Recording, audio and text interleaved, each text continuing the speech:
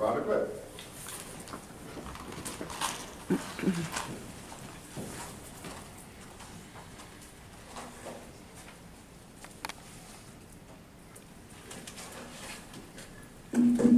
Hello, I just have a couple of quick questions. First, I'd like to say thank you to the board members that responded to my emails and answered my questions from the last meeting. I really appreciate it.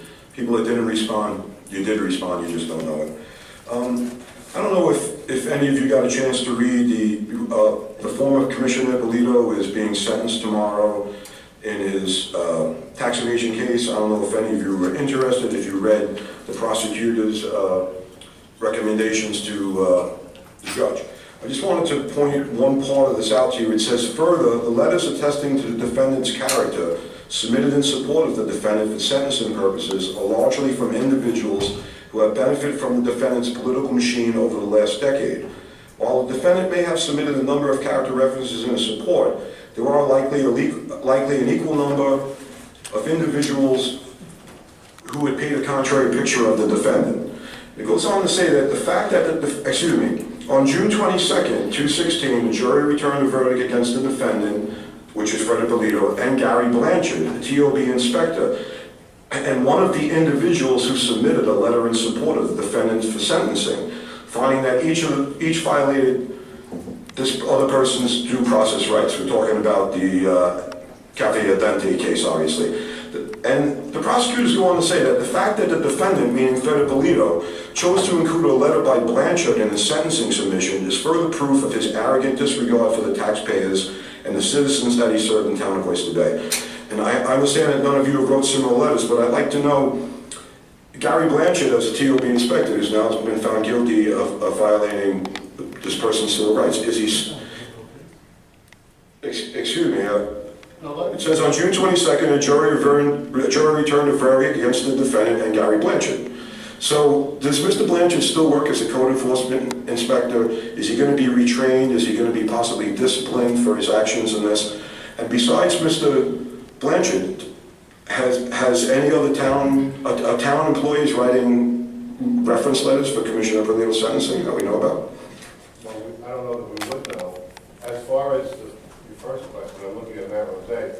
I don't know if you're aware, but the case hasn't been concluded yet. And I think what you think is the verdict is not the case. Matt, could you update us? Certainly, Supervisor.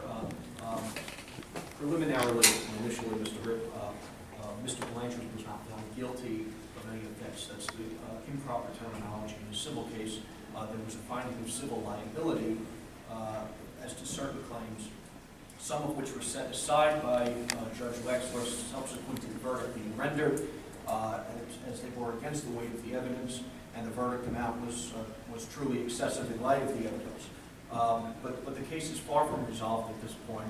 We do have a view to it amicably resolving the remaining claim, and so it's a work in progress. Thank you very much. Robert, I think you need to know is that without even the town making a motion, the court summoned back the lawyers for the respective parties in the case and on his own vacated the jury's findings on damages, totally vacated everything, and urged the parties to participate in settlement, dialogue, not inconsistent with the instructions that he gave them. So right now there is no verdict for damages.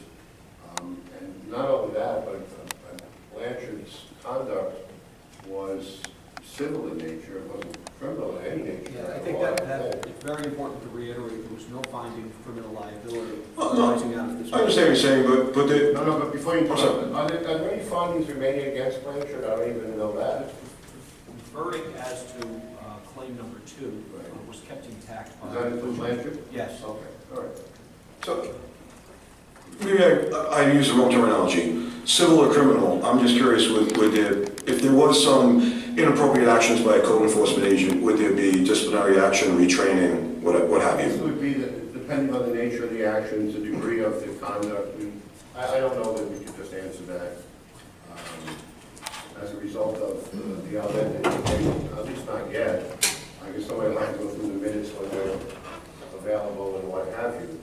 But I think that what's important to point out is that the al dente verdict on damages was vacated across the board. So that's something you should, remember going forward. Just the second topic. I brought this up back in February. I had asked you about timed out. Mr. Rick, just one of them will comment. Mr. Blanchard has been a long time building inspector with the Department of Planning and Development. And I think it also bears noting, bears mentioning, that in a very parallel case to this was the Nardi Yellow and 2x4 matter, on which Mr. Blanchard was involved. The same court, Judge Wexler, dismissed the complaint that was brought against the town on motion, on the pleadings, finding that there was no claim as against the town or any of the individual employees based upon their conduct in that case as well. Yeah, before we interrupt, because I know the time went off, but actually there really have been 3 cases in probably over the past, about 1 to 2 years. There were 3 cases where the town, in the course of the town Department of Planning and Development, a really very fine department, by the way, with a lot of hard-working people down there, I hope they're listening, where the operations of the Department of Planning and Development came under attack. And quite frankly, the way the issues were framed to the court and the way the allegations were spelled out in the media, chapter and verse, as allegations, people read that, they don't understand allegations from schmalegations. And so people read that. And really what happened in those cases, the town did its job, engaged in enforcement, and then in effect, you're a former police officer, you know the old expression, let's put the cop on trial. Sorry, can you just say that again, please? Yeah, you're familiar with the expression, let's put the cop on trial? No. You never heard that before? I'm surprised. Anybody else ever heard that before? Okay, I thought so.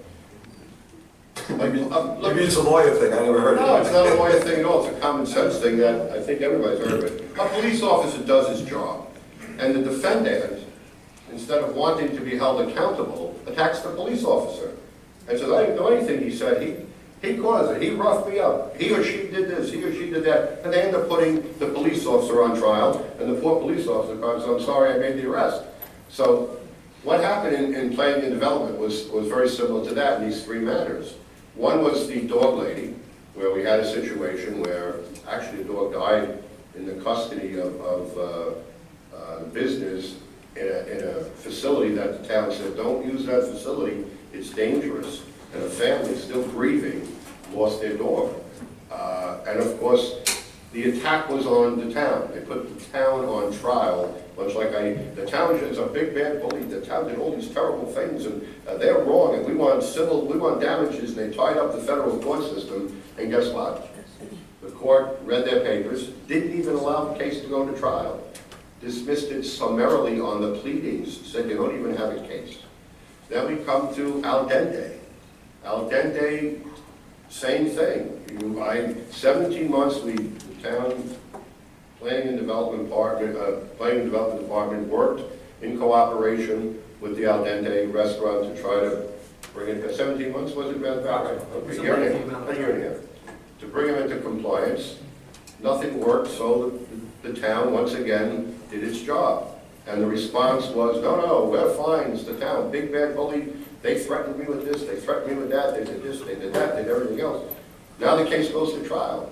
The jury comes back with a verdict, and the judge, who oversaw the trial, doesn't even wait for the town to make a motion to set aside the verdict. On his own, the judge called the parties in and vacated the verdict. I'm sorry, you're talking about the al dente Al case? dente, yeah. Talking about al dente. I thought he like made an adjustment to the verdict. He made an adjustment in the sense that he wiped out. So there's still guilty people, civilly liable people on that verdict. No, here's what we have. Here's what we have. He wiped out all of the damage awards. He dismissed the first cause of action. Procedural due process. Left in the substantive. That's correct. And I think the punitive damage was stricken as well, right? All damages were stricken. What's that? All damages were All damages were stricken. set aside. And we come to a third case. I don't know where it was, but it was Goodwin. And the same thing. The case is brought now in state Supreme Court before Justice Palmieri. Correct.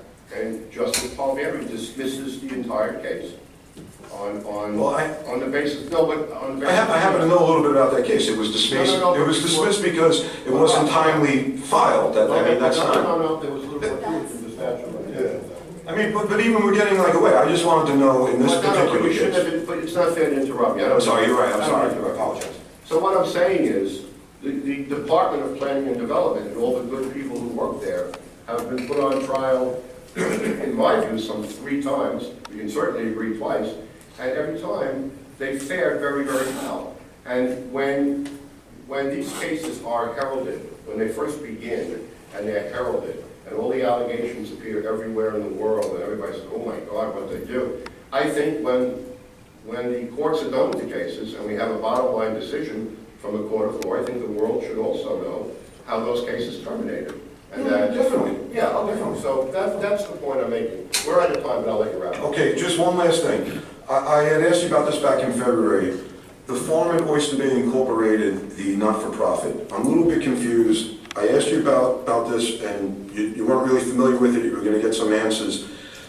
I was able to procure some of the work documents from our historical preservation consultant, Linda Mondello, and I see from her work documents that she's been working with John Ryan, who is one of the attorneys. He's actually the registered agent for the Farm at Oyster Bay Incorporated not-for-profit, and it looks like she was paid to have meetings and to create this not-for-profit. But what I'm confused about is, number one, I understand Linda Mondello has a contract as a consultant to the Town of Oyster Bay. She's not an employee of the Town of Oyster Bay, if I'm correct. That's correct. But it appears that she created this not-for-profit. So I'd like to know, it's called the Farm at Oyster Bay Incorporated, which the town has many, you use the term the Farm at Oyster Bay also to describe the farm. Does this not-for-profit have anything to do with the town? Is it, I mean, can a municipality have a not-for-profit? Why does this exist? What kind of donations or tax documents? Well, I mean, since this was, I put a foil in for it, but in my opinion, since this was created by Ms. Mondello, she was paid for the town to do it, I would assume that we would have all the paperwork and everything on this. So I'd just like to get as much information as I can on this. I don't know that I have it, Andy. Not today, not immediately. I just want to see where to go. Andy, can you shed any light on this? I don't need a long answer now. If you need time to gather it all together. We'll look into it, then we'll get back to this. All right, Thank you very much. Thanks, have a great day. I owe you too. And I only mention the other things really out of a sense of fairness. You know, a family loses, the town gives an admonition. A family entrusts its dog to this facility, and it lets them down. You know, that should upset somebody. You know, I know it's about the town. I know it's about the town in your mind. You've made that abundantly clear. But sometimes you have to have a sense of decency and fairness about it. And pointing to the Nardiello case, I mean, the town admonished, don't use that facility, it's dangerous. People entrust their dog, and I know it's a dog, I get it, I happen to be a dog lover, and I think you are too, as I sure. recall in prior state. And they broke the heart of that family, and the town stood up and did its job. And instead, like I said, the town goes on trial, but the good news is after the trial, the town prevailed. So sometimes somebody has to blow the horn the other way. I agree with you 100%. People go on the internet, people read, watch, you know, the news on television, they read the newspapers, and all these allegations are laid out there, and they never are told what the final chapter really was. You know, I agree with you 100%. I know you do. There's just one thing that I don't agree with. It's not me against the town. I just have a thing about what I perceive to be right and wrong. No. It's nothing about the town, who it is, or anything like that. But you and I now have a history together and go back a little ways, and I know you're I bet you're a very intelligent guy. And I do believe you have a sense of fairness about you, and you have a perfect right to say anything you want. I'm not even disparaging you for saying it. But using the dog lady, what was commonly called the dog lady case, it's not a yellow against the town, you don't have to do it for me, believe me. But I just think someone like yourself, who is intelligent, has a sense of fairness, would acknowledge, and I'm not asking you to do it, would acknowledge that what I said about that case was right. That the town went out and did its job, and a family suffered because the directions of the town were not followed. And in the end, even though the plaintiffs tried to put the town on trial, the town prevailed. That's all I'm saying. And I think I think a fellow like you knows that that's so. I'm not, like, I wouldn't comment on the case because I haven't read the whole thing, but I will. And next time I come up, Take a look at it. I will. Now, before you go away, the answers to your questions to me were yes, yes, yes, yes. And I think the other ones I felt had been asked and answered. So the questions relating to do you read this, do you read that, do you know this, do you know that, before you decide, the answers are all yes to that. All right, thank you very much. Good. Thanks, Bob. Mr. Venditto, I think that you mentioned my name. Richard Brummel. Richard Brummel. Mrs. Goodman, you had your time. I didn't take it. See you there.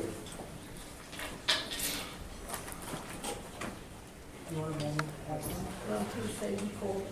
No, Mrs. Goodman had her time. Richard, it's up to you. You've got your time. How much time is it? What is it, 5 minutes? 5 minutes. All right, thank you very much.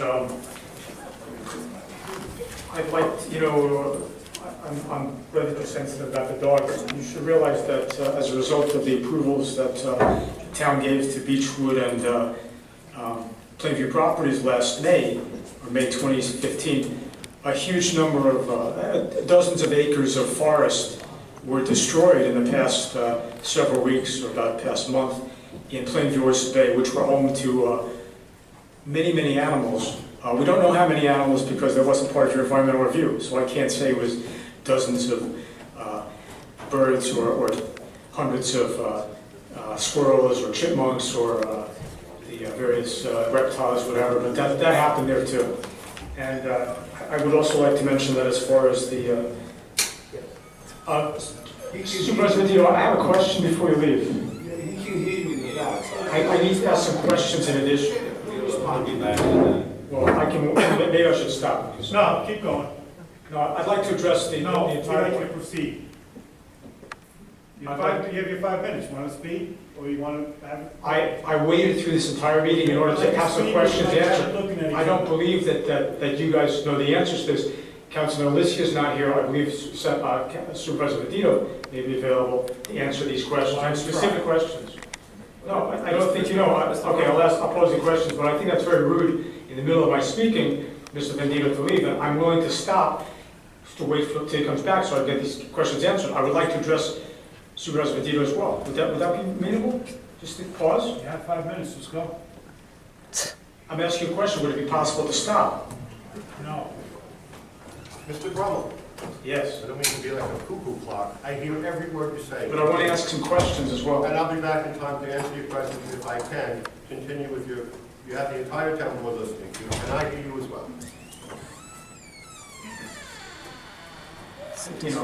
I do find it unhospitable to manage this public speaking this way. I will note that the town of North Hempstead, when Judy Bosworth, probably the most progressive supervisor on Long Island, became the supervisor a couple of years ago, she took the public speaking period from the very end, where it was kind of optional and wasn't on the record and stuff. She put it at the beginning. So half an hour, half an hour to speak for the public, so if they didn't want to listen to the entire proceedings of every contract, but also so that the whole board was there and attentive, it wasn't an optional thing at the end where they could wander in and out, which is what used to happen in the town of North Hempstead. And that's something that Judy Bosworth, a progressive supervisor, implemented, and I would encourage you folks to think about that as well. Now, as you know, my main concern is preserving the remaining 15 acres of virgin forest, the pristine forest that abut Old Country Road around East Bethpage Road that was deeded to the town as part of the 58 acres that it was deeded in exchange for the approval of the Country Point project. And the way that was left last time was that I was going to provide you some paperwork, which I emailed this morning. I apologize for the delay. I emailed it this morning to Supervisor Venditto and to Councilwoman Alicia, and that shows this unfortunate contradiction between the covenant, which we approved, which states that the land is supposed to be leveled before a certificate of occupancy is granted, and the SECRA finding statement, which says, quote, the facilities to be developed this is on page 4, and you'll have it. The facilities to be developed on the land to be conveyed to the town have not yet been decided. if and when the proposed development and the associated property dedication proceed, the town will undertake an extensive public outreach process to obtain wide-ranging input on the community's goals and objectives for this land. Once a consensus plan for park development of this property has been formulated, any further environmental investigations that may be necessary will be performed at that time. Now that's in the secret statement, but in the covenant it says, no certificate of occupancy shall be issued unless and until the declarants develop the athletic fields on the subject premises in accordance with the contemplated consensus plan, or in the alternative, clear and grade for the athletic fields if plans for the athletic fields have not been completely formulated or cannot be fully implemented. So that's a problem, and I also have a graphic here that I emailed to you which shows the pristine forest that's part of the deeded property, and it adds up to 15 acres, so I'll give that to Ms. Montalto. So my questions are, have any meetings been scheduled as far as this public outreach for the public and among the hundreds of people that signed my petition to preserve the land? Have any meetings been scheduled for that purpose? Yeah, we're out of time. If you want to submit the questions to us, we'll be happy to address them. Frank, you want to, actually, you can continue with Mr. Brown if you want. This has all been litigated, right? No, as I just said, there are a lot of things up in the air. It says right there in the finding statement, and there's 15 acres of woods. We're going to need to do this with council anyway, Matt and Frank. It's not under litigation. Okay, so let me just quickly run down are any proposals under consideration? I'm not aware that any meetings have been scheduled. I'm not aware of anything, but I'll leave it at that. I'll work with the fellows, okay? Thanks, Rich. Mrs. Goodwin, come on back. You didn't think I was really going to turn you on, did you? I really think that because you left and because there was that delay and we discussed what we were going to do, and you've given everyone else the consideration of extending that from that bell. Richard, we've all. And I really would appreciate. I think I appreciate your courtesy. You're going to continue to talk over me. You're going to continue. I'm requesting you to give me the same courtesy that you gave everyone else to extend their comments a moment. You've had 5 minutes nonstop. No one interrupted you. We had the interruption where you left, and there was. I'm just going to ask one more time, and I will not ask again. Please leave the podium, allow Mrs. Goodwin a proper place, and meet with Mr. Scalera and Mr. Rose to continue whatever comments or whatever information you want to get from us. I knew the club fist hit an iron fist too. So thank you very much for showing. I don't know what you're talking about, but thank you. Mrs. Goodwin. Well, I would just like to clarify Yes, how ma'am. my case was dismissed. Go ahead. It was dismissed because I didn't file within the 4-month period that I was supposed to file. Okay. I filed it within 12 months. That was my mistake. Okay. But all the other issues, the town code, the town planning board, ignoring their own town codes, the disclosure was never given to me. Things that I discovered which were obviously wrong. The whole planning board at that time, with Mr. Ippolito in charge, deliberately destroyed the property adjacent to us, and that is why my case was dismissed, not because we were wrong in any of the things that we said the town Department of Planning, the commissioner was doing. Okay. So I just want that understood. The other cases that you cited are one thing. My case is, as far as I'm concerned, was absolutely because Mr. Venditto, Mr. Ippolito had a personal grudge against me and my daughter. All right, that's your, don't go away. That's your view of the case. I understand it. But the case was dismissed. Yes, it was dismissed. I'm sorry. I'm sorry. I don't understand why nobody wants to. I'm sorry. I go home, my wife doesn't want to. Maybe you talk too much. My children used to always listen to me, don't listen to me anymore. Can I say something? I'm sorry. Thank you. Well, I thought what I said before is the case was dismissed on paper. I think that's the comment I made. What Mrs. Goodwin is saying, she wants to amplify the record by noting that she's saying no substantive claims were determined, that in fact it was dismissed on, I guess, what we would call statute of limitations grounds. Is that accurate? Is she correct? It's accurate in part. It's accurate in part. The motion, the case was decided on summary judgment, which, for the lawyers on the board, that is the paper equivalent of trial. So you lay bare your proof and the court looks at it. Ultimately, the grounds that the court decided the motions on were timeliness and the plaintiff's failure to go to the zoning board of appeals and seek a reinterpretation or a rehearing of the determinations with respect to the plans that were approved by the Department of Planning and Development. So I don't agree that it was purely I'm sorry, what was that noise? The microphone. feedback. Oh, okay, go ahead. So I don't agree that it was resolved and decided solely on timeliness issues, but also some more substantive issue. Well, the fact that I was pro se and ignorant of the law is partially the reason why I didn't. Ms. Lewin, don't do yourself a disservice. You were an admirable opponent in court. I wish that some of my other opponents were as cordial and... Having said that, I will remind you the kind of client, when a lawyer acts on his or her own behalf, that lawyer has a fool for a client. You remember that one? Yeah, well, but I did hire. I'm teasing you. Okay.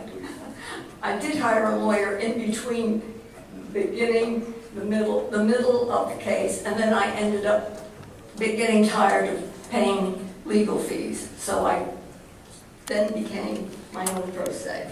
But obviously, I didn't know the law about going back to the zoning board or going in within certain frames.